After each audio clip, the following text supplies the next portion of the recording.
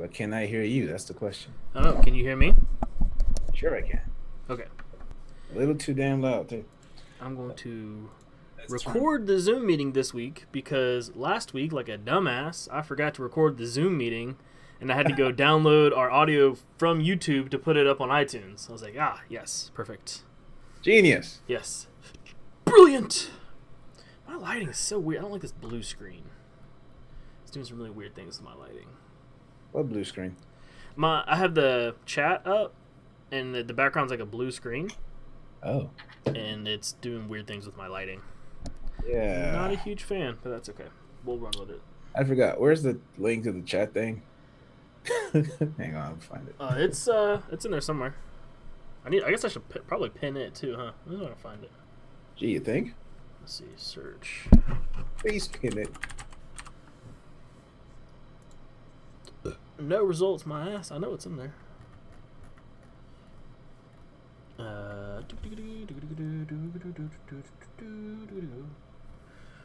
There it is. Found it. Alright, so I need to pin that. Oh yeah, pin it. And I need new speakers. Pin it. And pin it. Boom! Alright, it's all pinned, so you should be able to find it now. Make it nice and easy like for you. Oop, let me pull up my... There we go. Alright. 3-minute warning. 3-minute warning.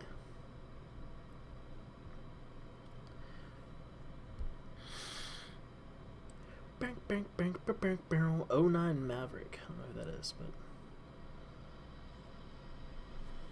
Alright. Alright, so yeah, we should be... good to go. So yeah, so right at 9 o'clock I'll run the intro video. I'll do intro to us, intro to where you can find us, small intro into what we're talking about this week, and then we'll go what we've been up to, and then we'll jump into it. What are we talking about this week? So are we starting with Disney Fox? Let's go back to the bottom here. Nope. Scroll back to the bottom here. Thank you.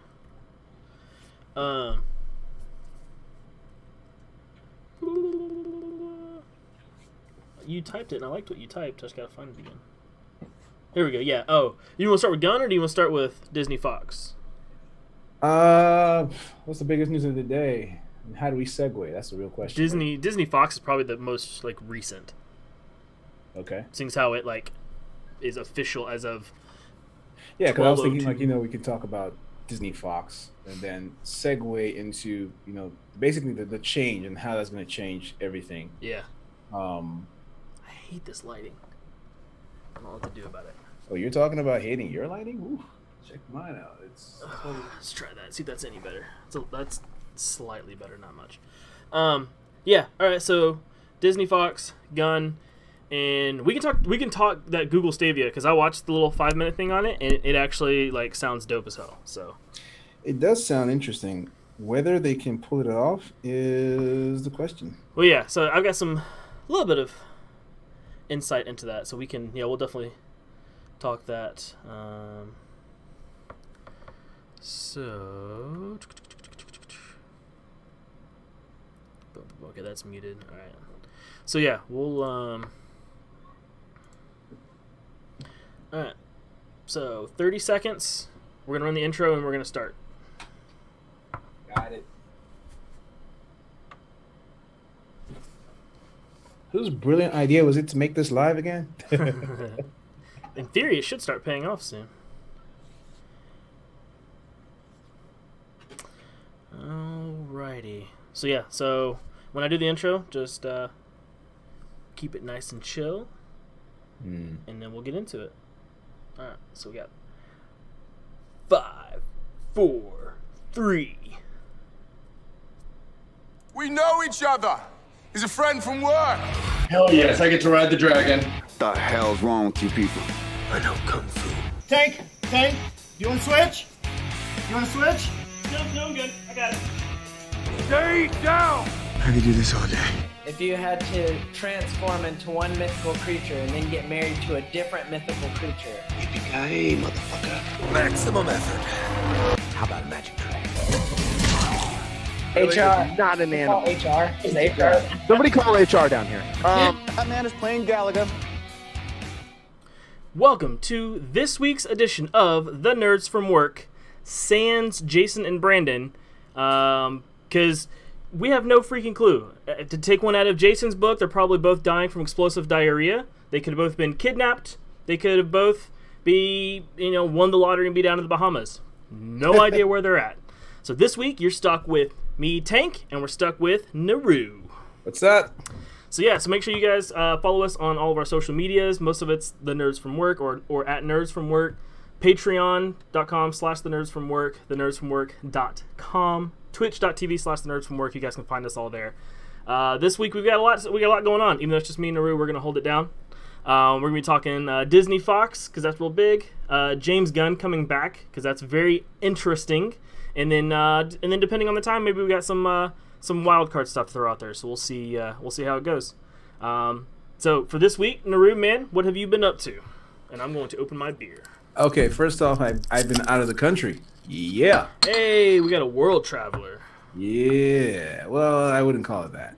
Let's just say I went on a work trip to the Netherlands, specifically to a little town about 20 miles outside of Amsterdam called Alkmaar, which on a good day is a great, very nice place to visit, except this week was like the worst in terms of the weather. It was cold. It was wet. It was rainy. It was freezing because there was also hail. Jeez. And the wind was pretty, it's a flat country, right? So there's like pretty much nothing to stop the wind if it decides to really go. Nice. So yeah, man, I was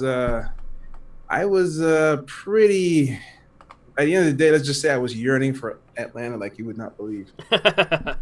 So yeah, that was my week. It was all about hanging out with the boss, and his boss. So moving up that corporate ladder. I wish, dude. I wish. Yeah, but it was a great fun time. We had a good time with a whole bunch of guys. People getting wasted every other weekend. Hey. Dude, this Netherlands, right? Oh, yeah. Right. Beer everywhere, I'm sure. Dude, they're pretty much born with a beer in the hand. So that's awesome. Like everybody had beers, and on top of everybody having beers, there's also that other thing that's not exactly illegal, but pretty legal in the Netherlands. Hey, there you go. Fun story. One of the guys I work with, he bought a SIM card, and he got a call from some random person because he knew it couldn't be anybody he knows. So he gets this call, and he goes, "Hello," and the person says, "Hey, hi. Are you," and he calls the name, and he goes, "No." And he goes, "Well, the person who had this number last time wanted some cocaine. And I just, do you want some cocaine?" And he was like, "No, dude, I'm fine."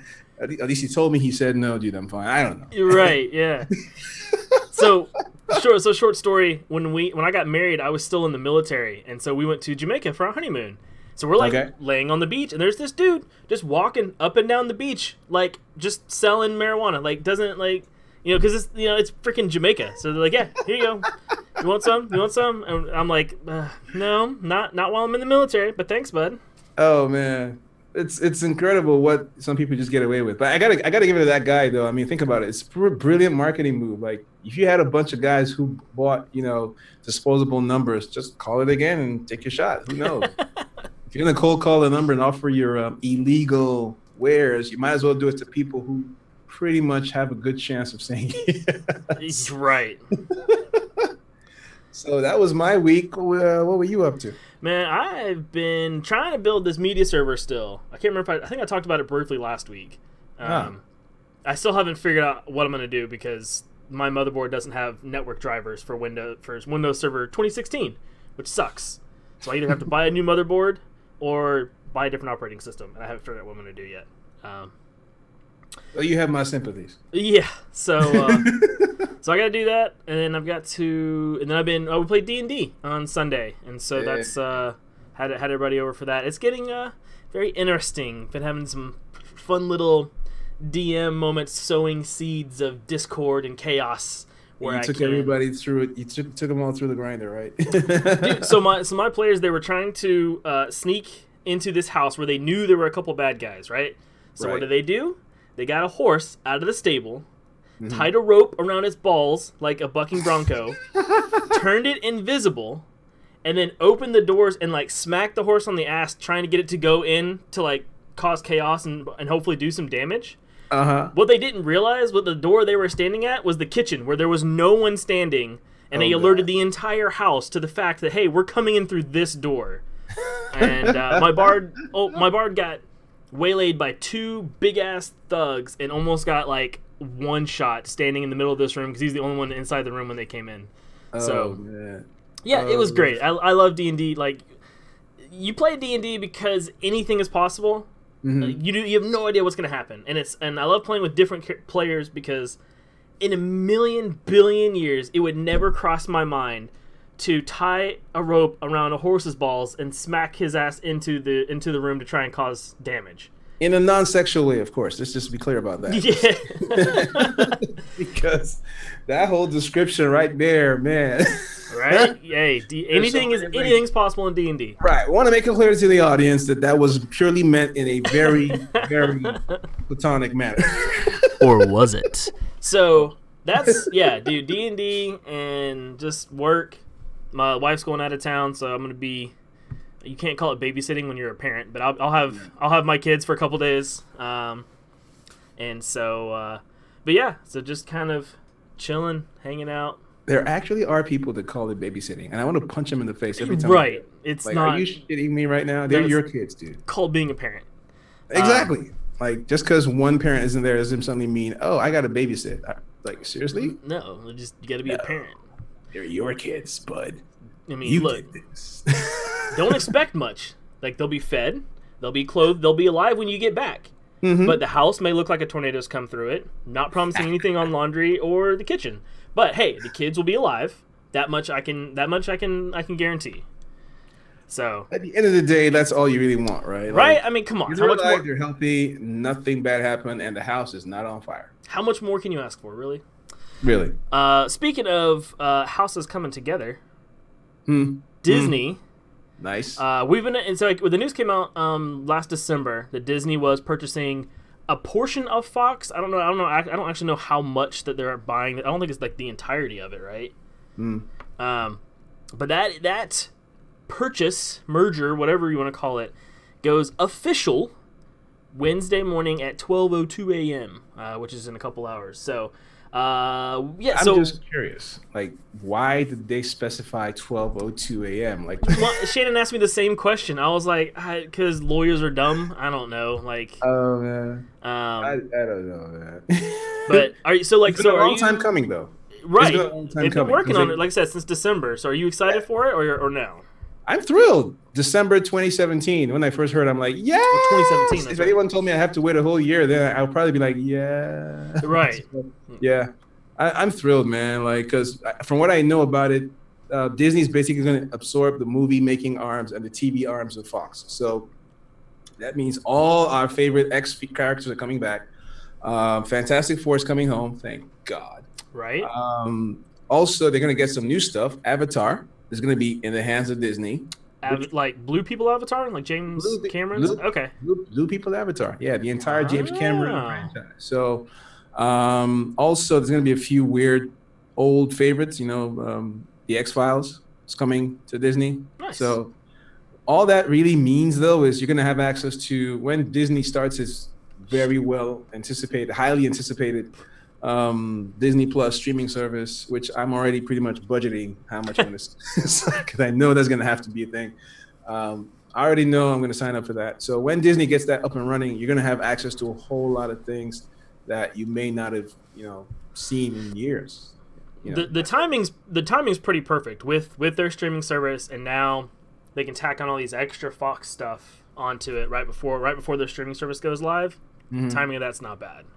Hey, look, that's why people like Bob Iger get the big bucks, right? I mean, these guys make some amazing plans and decisions. Plus, they're also going to be adding a whole lot of stuff. I mean, FX networks are coming across, National Geographic partner. I mean, a whole bunch of people that we have forgotten about, and a lot of talent as well is going to be jumping ship from Fox all the way into Disney. So let's see how that goes. So question, when it comes to the X-Men, right? We're still getting Dark Phoenix. It comes out in like a few months, right? A friend of mine is sure that at 12:02 a.m. Disney's gonna announce they're gonna scrap that movie. Cancel of Dark Phoenix. It's done filming though, isn't it? Dude, it's done filming. They wrap, everything is good to go. All they're waiting for is a green light to start intense press, I guess. Right. But for some reason, they really haven't done anything. But there are a few other X projects that aren't really in the works anymore, like New Mutants. Yeah. Like people just pretend that doesn't exist. Right. That was that. I don't know. That one's gonna be weird to me, anyways. And I'm a fan of First Class. I'm not as big of First Class. I'm not as big a fan of whatever the most recent one was. I don't know. I'm not a fan of pretty much anything that came after that. Days of Future Past and all that. I loved First Class. I thought it was a really original story. That was, if you told me that was set in an alternate universe, I'm with it. But all the future ones where they just kept turning Jennifer Lawrence into the center of everything, I'm like, yeah, that just makes no sense considering the character she's playing. So right. Yeah. So my question to you is, and you kind of answered it. Do you want them to keep going with this current X story, or do you want them to reboot it again and come up with something completely separate with a whole new cast and everything? I think that they need to give it a break. To be fair, Disney has shown Marvel. Let's just say Marvel. Yeah. Marvel Studios has shown that they're able to reboot something that literally just had a new episode, like Spider-Man. Look what they did with Spider-Man. They rebooted Spider-Man barely 2-3 years after the first one, the last one, or the previous one, the prior one. What do I call it? They rebooted it not too long after they did Amazing Spider-Man. And it turned out to be a brilliant move because people fell in love with their casting choice. They fell in love with the Spider-Man, and they integrated him right, bam, into the midst of the Avengers universe. So people had, to be honest, people fell in love with him. Like, this is what Spider-Man's supposed to be, happy-go-lucky young kid who's just stumbled onto this great power. And also, they also decided not to waste time with the whole, this is a whole new world. Sort of thing. Right. So we got to tell his story again. People know who Spider-Man is. So don't worry about the origin story. Just jump right in, introduce us to his aunt, and we're good. We're fine.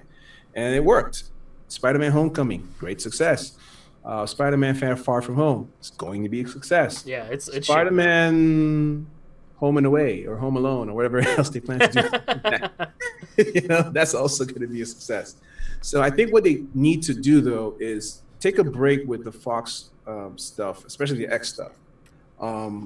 Let it cool if anything, focus on Fantastic Four. They should focus on Fantastic Four, probably tie that into the Infinity, saga. Oh, by the way, I love the fact that Kevin Feige more or less seems to have officially accepted that the name for all the previous 10 years of Marvel movies is going to be Infinity Saga, because that's what it's all been building up to. I'm like, oh, that makes perfect sense. Oh, that's sweet. I didn't hear that. I heard that just a few days ago. It hasn't been officially confirmed, but if it happens, that's going to be amazing. Yeah, that's dope. That's just totally dope. So yeah, I think they should probably give the X characters a bit of a break. Like, just give them the rest. That's cool. I am also of the opinion that they could pretty much cancel Dark Phoenix, because let's be honest, dude, they've told the Phoenix story twice now, and the first one wasn't that great. They did with the last X-Men movie, where it wasn't that great. It was okay. They never really touched on the full power of that story. 'Cause let's be honest, the Phoenix Saga is a cosmic level story. You're talking about aliens and all that. There was none of that in the third. X3 or whatever. X3, yeah, there was none of that.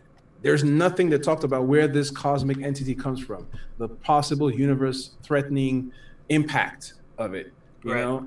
So they missed out on the chance to do all that then. I think they're trying to do that a little bit now by introducing a little bit of a space cosmic side. But even then, we don't know much about the cosmic arena in Fox. So personally, if they canceled it, I wouldn't shed a tear.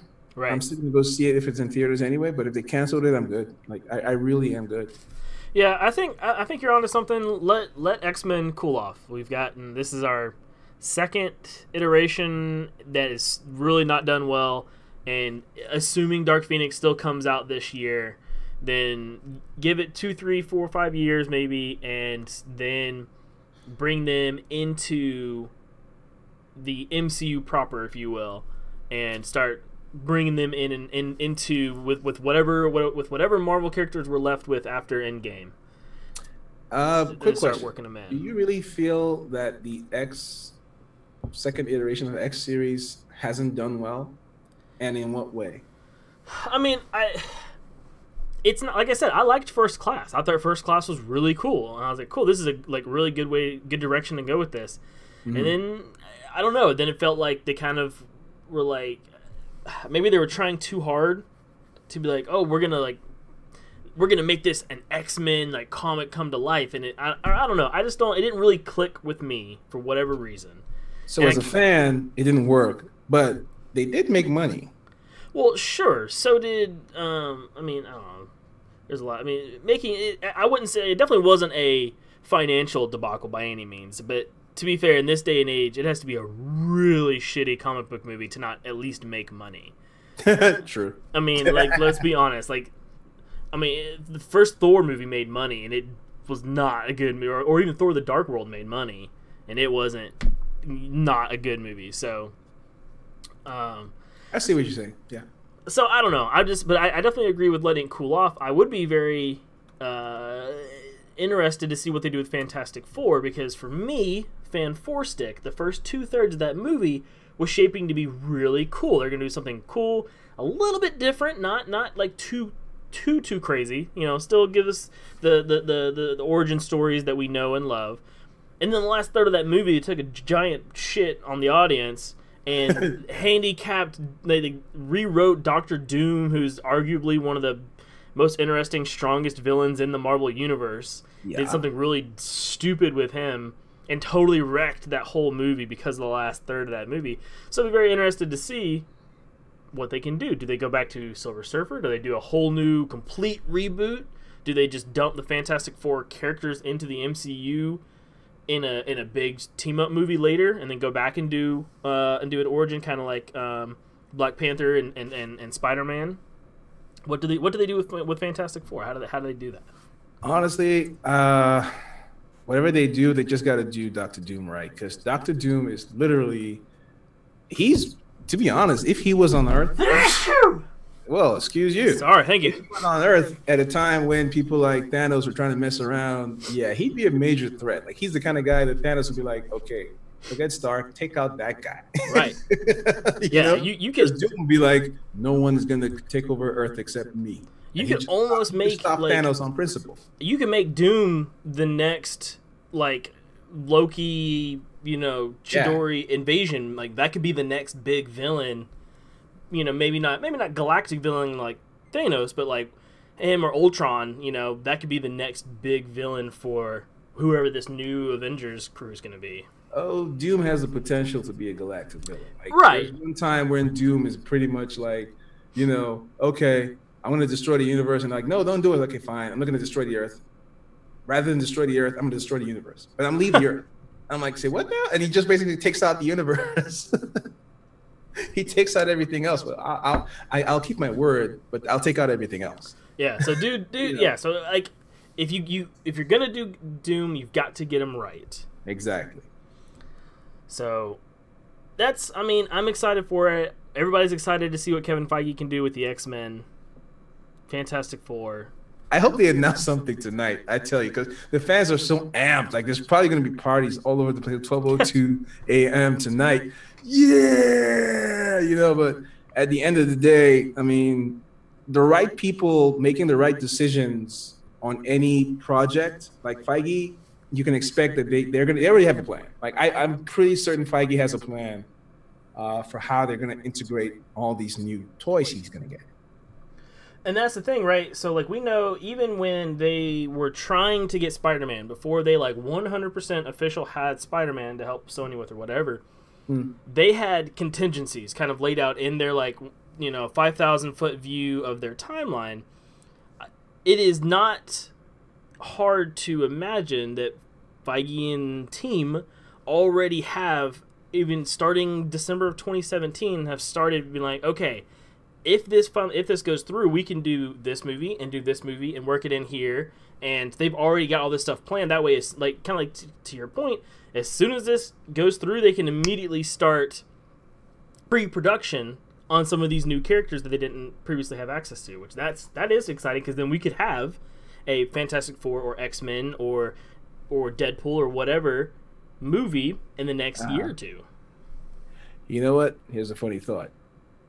They just got they just got my man back, right? They could probably give James Gunn Fantastic Four so right after he's done with Guardians of the Galaxy. What do you think?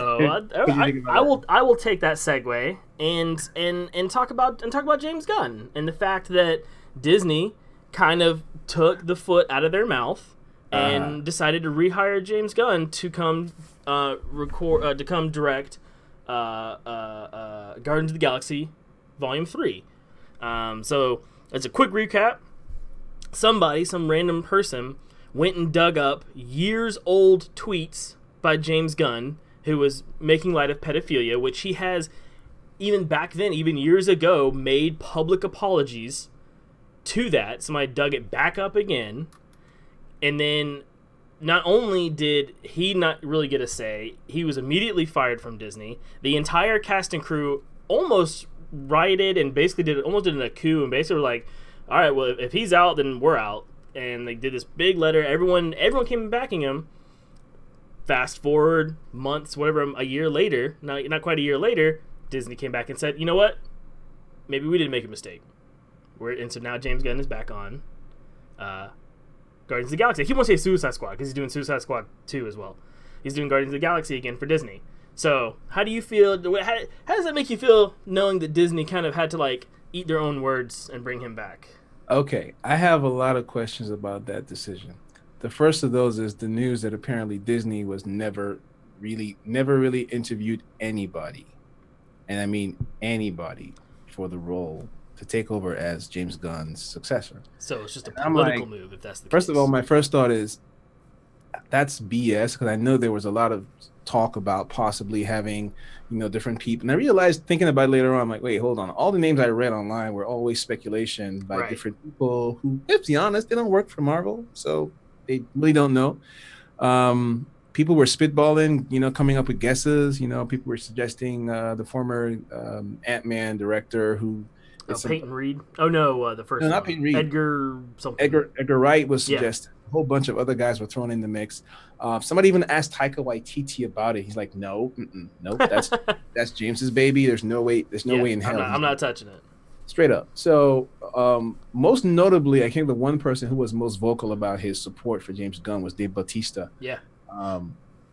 And a lot of people made fun of him for it. Like, dude, you're irreplaceable. Dude, you're a big dude in makeup who barely says anything. They could kill you in the next movie and put somebody else in, or they could get somebody else under the makeup and no one would care. But he's vindicated because, one, they actually have a role that was apparently being created for him in Suicide Squad. Two, I did hear that. I do remember hearing that. So, James Gunn's loyal, man. If you're loyal, you're loyal. Hey. Secondly, at the end of the day, they're coming back, and he's still here. So there's something to be said for standing up for what you believe is right, I guess. I'm excited to see, because I'm kind of I thought, because when the headline very first broke that they fired James Gunn, and they're like, oh, because of these kind of tweets. I'm like, well, fire his ass. Like, that's ridiculous. And then it's like, and then 10 minutes later, you're like, oh wait, those are years old tweets. Who fucking cares? Why are we bitching over tweets that are 3, 4, 5 years old? This is, and so I thought the whole thing was stupid to begin with. Straight up, I cared, but the fact that he had A, apologized, right? B, he's clearly not the same guy. I mean, pretty much the story he's told through Guardians of the Galaxy are all about evolving and growth as a person, and a lot of that comes from his personal evolution. Yeah. As a person, and even the cast and the crew came out to say, hey, this guy is not the same shock jock he used to be 10, 15 years ago. Right. So it's not going to be fair to do that, because some people are just from a very clearly political motive, trying to come after him because he's not as supportive. Exactly. And that's the thing too, right? Is none of this was a cast or crew or Disney or Marvel employees being like, hey, this happened, or he said this to me. It was, hey, this came out years ago and he's already apologized for it. So why the fuck are we still dealing with it? That's so stupid. So I am very happy that he's back. And it's not even like Guardians of the Galaxies are my all-time favorite movies. They were good, but I mean they were very good. But I do think they will be better with him at the helm, especially because this whole time they're saying, oh, we're keeping his script. So it's like, all right, now you can have his script with somebody else, trying to put this thing together. And I think they realized that the actors were not going to be like, yes, they may be contractually obligated to show up, but that doesn't mean that they have to make it the best movie they've ever done. Or is it going to be a happy house? Right. Whoever they do bring in to direct it is gonna catch so much shit from the comic book fan community, right? Right. And they're like, you know what? And all that's not to say, like you mentioned, it may have all been a political ploy in the first place. If they never actually intended of firing him, but they had to do something to save face or whatever you want to call it. Right. It's like, why? It seems like a huge waste of time. All they were trying to do was drive, trying to save face. Like, oh, we did this, like, and we're fixing the problem, and it's everybody gets so caught up instead of stopping, look at the actual facts, right, and make it an educated, intelligent decision. Another interesting thing to note about the whole thing is this is going to be the first time we're going to have a specific director. I mean, we had actors jump from Disney to Marvel. I'm sorry, Marvel to DC, DC to Marvel. This is the first time we have an actual creative force at the helm of affairs, directing two very similar type dynamics of characters for both DC and Marvel. And I'm like, that's interesting. I am super interested now. Like, I was definitely interested in seeing what he was going to do with Suicide Squad to begin with, but I'm really interested in seeing the impact it's going to have on the DC Marvel fandom, because you and I know those rivalries run deep. Yeah. And there's a lot of bragging rights. People are saying, "Oh, we have the best director." Well, hey, snap! You guys may have the best whatever, but we're borrowing your best. Right now. So it's going to be interesting to see the kind of conversations that go on in all those different chat groups and Reddit and all the guys who get into it on Facebook groups and Twitter and yeah. It's I'm happy for James Gunn, because I'm a big fan of Guardians of the Galaxy movies themselves. I'm also a big fan of the dynamic he was able to foster with the characters. Not everybody can stir up that kind of loyalty from people online. So. Right, because after this was like right after he got reinstated, Karen Gillian put out a tweet that just said, "We are Groot." Yeah, and I was like, that's dope, because like I've been watching her since her Doctor Who days, and so right. So to see her put that out, I was like, okay, that's really cool, nice, simple. It doesn't get like political or in your face. It's just like, hey, we supported him the whole time. We're excited that he's back. We're ready to go nail this last movie, and knock it out of the park. Subtle, very subtle. Exactly, right. It doesn't have to be in your face. It doesn't have to be all kind of crazy. Having said that, there's a lot of people in your faces of other people now. In your face! There's one guy who actually one of the main people who called out James Gunn to start this whole mess. People have been tweeting at him like crazy. Basically. Up yours, dude. So what my question is, I'm curious about the DC side of this, right? So James Gunn gets fired, and DC almost immediately swoops in and steals him, and they're kind of basically like a giant middle finger to Disney and Marvel, being like, all right, fine, you guys fucked up, don't worry, we'll save it, we got it. Yeah. Now that this has happened, did he have to go to DC and be like, hey, thanks for getting my back, when no one else did, but I'm gonna go run back over here so I can go finish these other movies? Is DC he sort of did. Is DC kind of pissed about it, or is DC's like, no, we get it, go finish your movies, and we'll be just as happy to have for you to come, because I don't know which one's going to come out first. I'm assuming Suicide Squad. Suicide Squad is already in motion. That's going to happen. In fact, as I understand it, it's a soft reboot, right? His signing back with Marvel was based on them being willing to let him do Suicide Squad 2 before coming back to look anything, to even think about Guardians of the Galaxy. So, and I like that too, because I'm a fan of somebody who makes a commitment, right? And they don't change it just for a paycheck. You know, it's like, no, I told these guys I would come do this movie. I'm excited to go do this movie.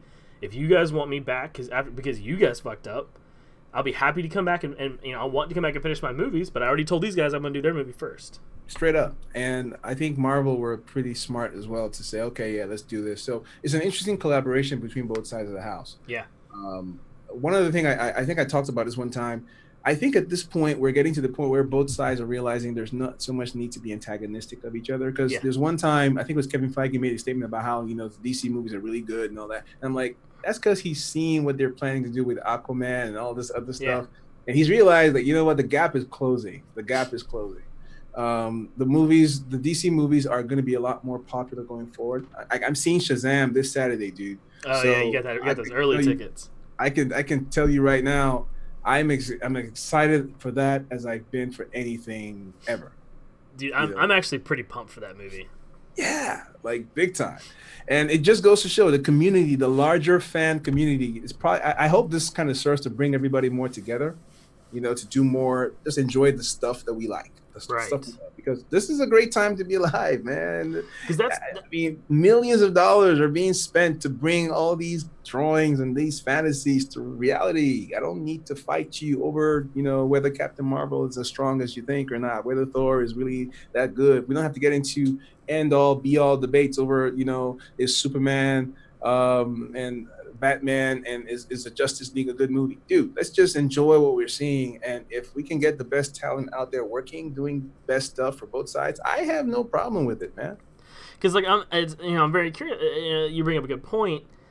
You know, Star Wars, the fandom as a whole has gotten a lot of flack over the last couple of years with these new movies.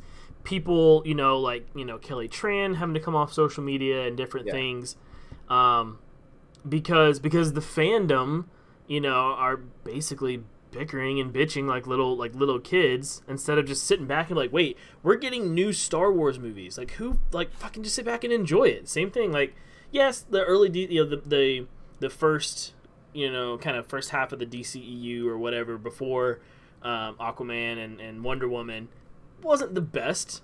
I you know, but they're fine. You're still getting cool comic book movies. Sit back and enjoy it, like, you know, and then just wait because they're getting better. Don't get it. I really don't get why people just can't enjoy what they see. Maybe my perspective is different. Maybe I'm just the kind of guy who likes, you know, can we all get along? That's just me. But at the same time, dude, I'm seeing my fantasies, my childhood favorites on screen, in big screen, huge IMAX, 3D, everything. I can see it all. I can enjoy it all. Don't tell me to complain about, you know, the fact that Ray did something you didn't like. You know, don't tell me to complain. I'm not gonna do it. I'm not gonna join you to bitch about stuff that really doesn't mean anything in the scheme of things. Right. Because I'm a big believer as well in the fact that when you're telling a story, people can be stupid in stories. People can make mistakes in stories. People can act out of character. There's times I've done stuff that people don't normally associate me with doing. So why can't, you know, Luke Skywalker do stuff that you don't think he'd normally do? Don't get so upset because he did something different. That's people for you. People change. Well, right. People don't always change, but people do stuff that sometimes they've never done before. That's the reality of. That's the way life is. On top of that, like you said, you know, we've got all this new Star Wars content coming out. We're going to be seeing more of the Mandalorians. Whoever thought a day would come they're going to do an actual series, you know, the Mandalorians, dude. We're going to be getting a Loki series. Like, are you kidding me? This is a great time. This is a great time. I'm going to enjoy. Look, I saw somebody online. He's like, listen, after Avengers Endgame, he's going to just take a break from everything Marvel and just kind of watch only the fun stuff. I'm like, dude, I am here for the next 30 years of movies. Like, just, I don't know about you. I'm down. I am here for the next 30 years of movies. They can keep, like, they have my money. They have guaranteed cash from this dude. Okay. I'm talking T-shirts. I'm talking anything. I'm talking food. I'm talking trips to Disney. I'm talking new video games. You name it. I am here for it. Just say it. Dude, I'm down. You know, and speaking, and you guys all know that I'm a big fan of Star Trek and of futuristics. And I talked about getting the Samsung Fold, which feels like freaking the future in your hand. Google, for our wild card conversation here at the end of our podcast, has announced yesterday, the other day, their new platform Stadia. Stadia? Did I pronounce? I think that's right. Stadia, yeah. Stadia, where essentially it's cloud gaming, which they're not the first ones to come up with it, nor is Samsung the first ones to come up with the folding phone. But I do think, like Samsung, Google's gonna be the first one to get a fully functioning product out there. Even if it's not perfect day one, Google's gonna be the one to really make it accessible and make it a $2,000 phone is accessible, but make it accessible and make it where it is pushing the boundaries in a different direction. Consoles, for the most part, over the last 5-ish plus years, yeah, the graphics get a little better, the storytelling's a little bit, gets a little bit better, but for the most part, you still have to go spend $200-$300 on a console that looks only slightly different than the last one, and play games that are continuations of the last games. Where now we're going to get Stadia, where you don't have to buy a new console every 2-3 years and play the same types of games with the same general mechanics. Now you can play this plethora, assumingly, of games in your browser, on a machine, on a Chromebook that is basically runs an internet. The only thing on it is a browser, and everything runs in the back end where you don't have to worry about it. I work in cloud computing for a living, so this is very exciting for me because I see the job, the job prospects for people like me. There we go. Now we're gonna be getting leaks. Yeah, right. Hey, that's right. Yeah, tune into the Nerds from Work as soon as I get my job at Google. And so I'm excited to see what they can do. What kind of innovations can they bring to this new gaming generation, right? This new gaming era. I'm very excited to see what they can do with it. I've actually been tracking this since February of last year, I think. Oh wow. There was a time when I think initially it was called Project Yeti. YETI. Because Microsoft also had something similar. They did maybe a year ago as well, announcing the same general idea. I mean, everybody realizes that with the advent of the cloud computing, cloud gaming is the future, clearly, because at the end of the day, not everybody wants to be able to be limited to a location. I don't want to have to play in, I traveled, I was in the Netherlands, I had to take my PlayStation with me. Right? Which kind of, as a side note on that same track, that's kind of what the Switch did, thinking out of the box, is you can play at home or you can pick it up and take it with you. The Switch is kind of the console's version of cloud. But the experience was still limited to a device. I had to take a device with me. Right. And Google is saying, if we can have the whole world watching YouTube videos, why can't we just connect the controller to those YouTube videos? That's basically the essence of what they're trying to do. Okay, pick up a controller and not just select videos, actually get in and start playing and start doing stuff like, engage your friends online, engage new people online in the area. You just, hey, you play this too? All right, let's play. Boom, boom, jump on, connect. So last year, Google started doing a whole lot of interesting stuff. There was rumors that they were talking to some developers. There was rumors that they were talking to hiring some new talent. Actually, those weren't rumors. There was some major guys that were being hired. There's a guy who worked for PlayStation and Xbox for 20 years, and they hired the guy to become a VP and general manager at Google. People are wow. Okay, you hire a guy like Phil Harrison, that sends a message to the world that Google's doing something, whatever it is. But one thing that was clear was, one, it was going to be some streaming platform, and two, they were going to get access to some of the best developers out there and probably buy some gaming studios. So first step has been announced now, Stadia. And I'll be honest, the few things, I'm not the most technical guy, but the few things I've seen about Stadia, it looks amazing, man. The potential for some new experiences are just so cool. And honestly, if they have a really good library and they can eliminate those latency issues, this could be better than PS Now and all the other guys that have been trying to do something that people like. Because the fact that you can actually get out there, I like a little touches, like the fact that you can be playing a game and say, shucks, how do I played this part for 15 times. How do I get out of this tunnel? Yeah. And then you just click, Google Assistant. How do I get out of this tunnel?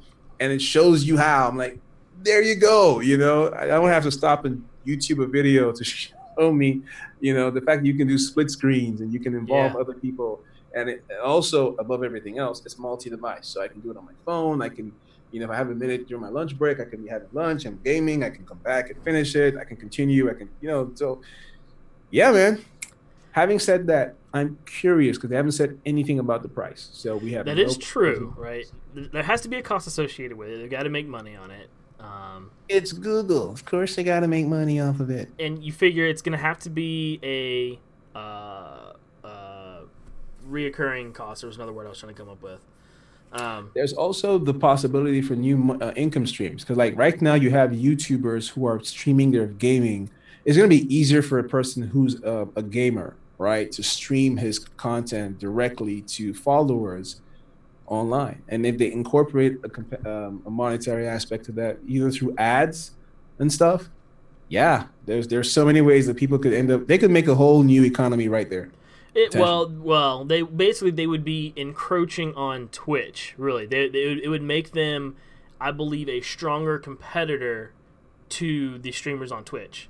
I don't think Google cares, but hey, that's the point. But that's what I'm saying. Like, because like Twitch is right now the biggest name in video game streaming. Like, if that's if you want to do video game streaming, and you want to try and make money on it, because I used to watch League of Legends religiously. I used to play it a ton for years. I played it, and I watched some of their different teams that they had in their competitive scene move to these other streaming platforms for, like, I'm sure for sponsorship reasons and things like that, and they always come back to Twitch. I've never seen anybody be able to put a dent in the Twitch ecosystem, engine. But maybe with if they make it if it really is that simple to just start streaming your game on YouTube.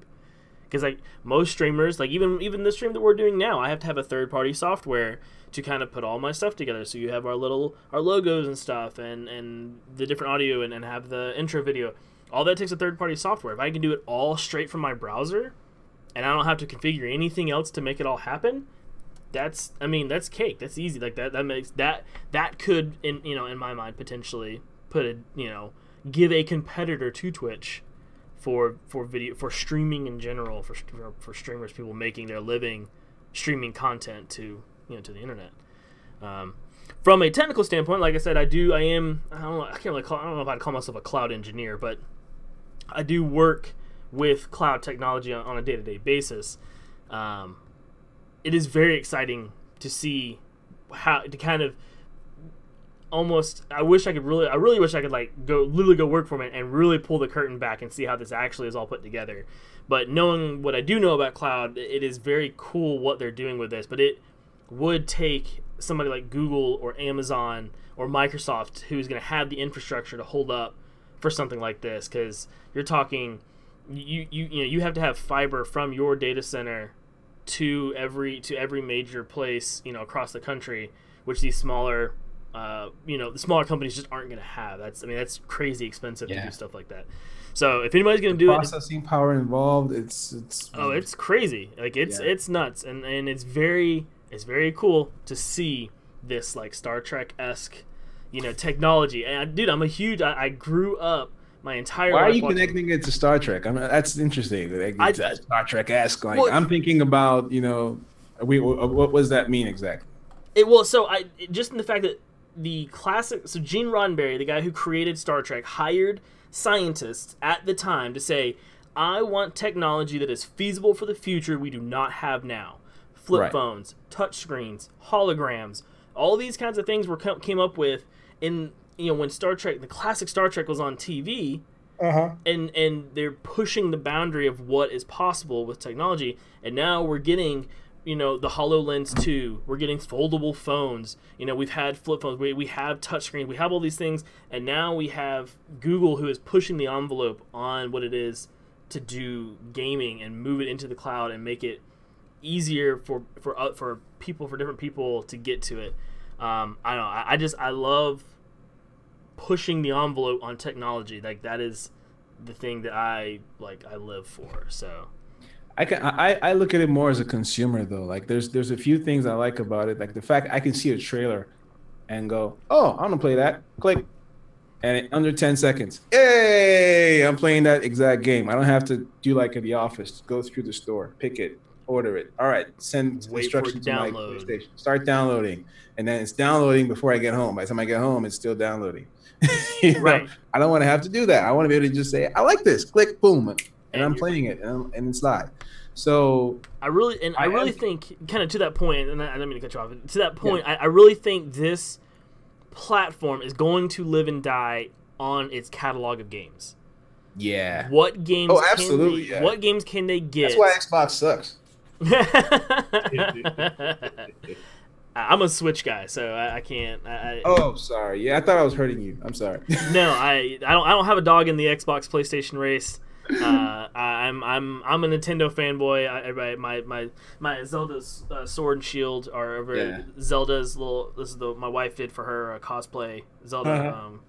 So yeah, I got more Zelda right there, Breath of the Wild stuff right there. I'm a Nintendo fanboy. Not hurt my feelings. Yeah. Stadia's going to solve a lot of problems and just pretty much jump right into the mix straight away. Like they're going to be doing stuff like cross-platform gaming, right? From the get-go. So which we've talked about on this channel, like internally, like wanting to play games together with each other, and like Fortnite or whatever these other kind of games that we want to like. That we all. I'm really a PC gamer. If I'm not a Nintendo fanboy, I'm on PC. You're a PlayStation. Right. Jason and Brandon, I think, are both Xbox guys. So if we all got it, if we were to all, I wouldn't have to drop anything because I'm already a PC gamer, which is the master race anyways. But if you guys want to drop what you're doing and jump on the Stadia bandwagon, right? All hell saying Google, right? And get on that train, like we'd all be good to go. Right, master race. Gotcha. Just saying. Your games are built on computers. They're meant to be played on computers. I'm just saying. No, I think it's interesting. I love seeing new technology. This seems to be like the year for new technology. Like I mentioned, the HoloLens 2 from Microsoft, the foldable phones. We're getting cloud gaming, like accessible, properly functioning cloud gaming. By the way, I actually saw recently. I saw there was a story on a patent that Sony's putting out for, or they applied for. They just got. I can't tell if they applied or they got it, but it has to do with basically a cordless PlayStation VR headset. I'm like, I'm definitely down with that. I mean, I'm probably going to need guardrails around me now, but I'm definitely down for that. That is the one piece of gaming. Falling off all kinds of places using that. As soon as I've got a couple $100 laying around, I need to go get me like an Oculus Rift or one of the PC VR headsets and get into that, because that stuff is a piece. In fact, my tattoo artist, last time I went to go get a tattoo, was telling me about it. It was telling me how dope it is. It's pretty cool. I think the one limitation of the Oculus Go is the fact that it doesn't give you the chance. You can't stand up, and I think you got to sit down. Like you can move in that space, but like with the Oculus Rift, you can get up and walk around in that space. I don't think you can really do that. You don't have that much freedom with the Go. And there's a project a friend of mine and I are working on in Nigeria that's going to involve Oculus as well. So we're still I'm all in on VR. Like seriously, like dude. Yeah. Hey, yo, like I'm good to go. I'm good to leave this behind and just I'm good to jump in there. Anytime, any day. Let's go, baby. Let's go. I'm down. I mean, I think VR, like I said, like I've been saying for the last 10 minutes, if it's futuristic, I'm in. You got my money. I can definitely see you doing some crazy stuff tech-wise, like chips in the body and all that. Yeah, control your stuff.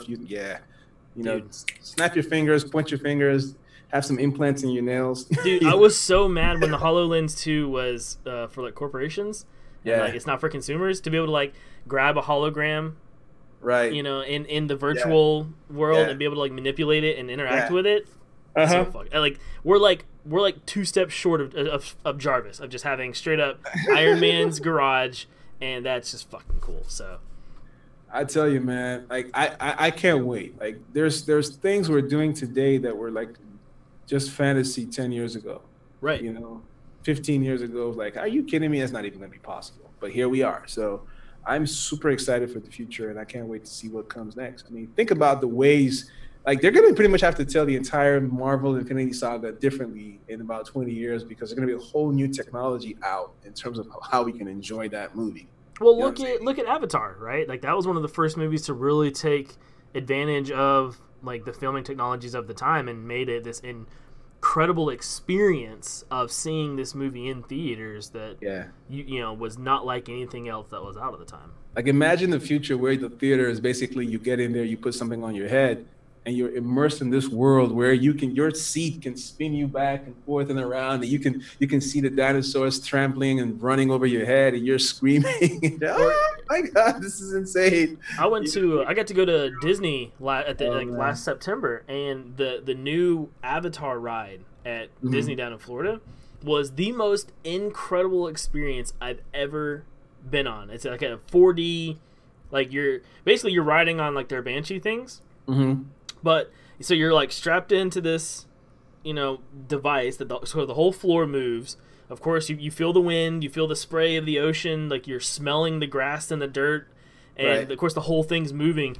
And like my dad is like he's just a very stoic person, right? He enjoys roller coasters, but he's not the one like with his hands in the air screaming his head off, right? Right. But 3 minutes into this ride, I could hear my dad be like, "Whoa!" like hollering and hooping and hooting and stuff, like having so much fun on this ride. Really? That was one of the most incredible experiences I've ever had on a ride, on like a 4D experience. Wow! And to translate that into a like movie going or even like a home viewing experience is pretty freaking cool. It's pretty freaking exciting. I don't even know what to say, man. Like, there's so many things I haven't experienced yet, and everything's about to make a quantum leap before I even get there. Like,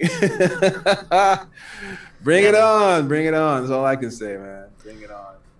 So at that, why don't you let everybody know where they can bring it on to? I'll just keep it simple. Anybody wants to hit me up personally, you can look me up at the Niger Nerd. On Twitter, on Facebook, Instagram. Yeah, let's leave it at that. If you find me anywhere else or anything else, I'm not going to say hi.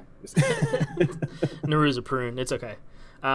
You guys can find me all over the internet at The Caped Critic. You guys can find all of us at TheNerdsFromWork.com. Find our social medias, Twitch, Instagram, at NerdsFromWork, Facebook, YouTube, iTunes, Patreon, Twitch, all of it at TheNerdsFromWork / TheNerdsFromWork, however it applies. Unfortunately, we don't have a really funny, dope dating site. That's what happened just now. When you said that, I realized, oh crap, I was gonna do that, and I was like, I couldn't remember one. I couldn't. I mean, I'm not Brandon. I'm sorry. So everybody. Tweet BMiller425 and have him come up with and have him give you his most recent dating site. Yeah. Check out Jason Houdini0333. And yeah, man, thank you guys for tuning in. And from all of us here at the workplace. Peace.